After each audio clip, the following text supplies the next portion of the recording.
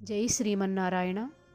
ఆండాల్ తిరువదిగళే శరణం. తిరుప్పావై 15వ பாசுரம்.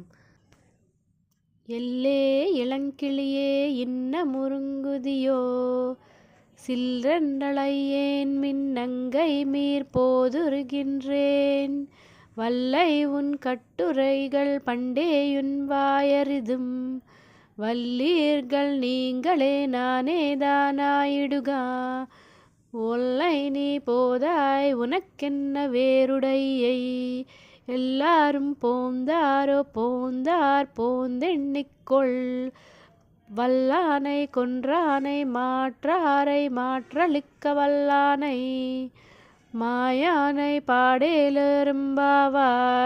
తిరుప్పావై 15వ పాసురం. తెలుగులో భావం.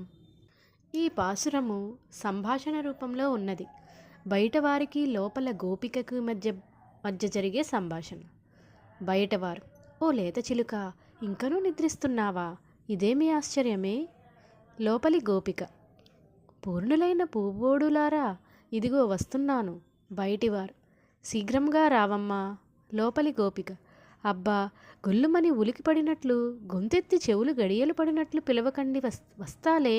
బయటివారు: ఓ చిన్ని చిలుక, నీవు చాలా చమత్కారంగా మాట్లాడతావు. నీ నేర్పరితనము, నీ పుల్లవిరుపు మాటలు మేమిదివరకే ఎరుగుదుము. లే. లోపల గోపిక: మీరే అట్టి సమర్థులమ్మా, నేనేమీ కాదులే. అయినా మీరన్నట్లు నేనట్టిదానినేనేమో.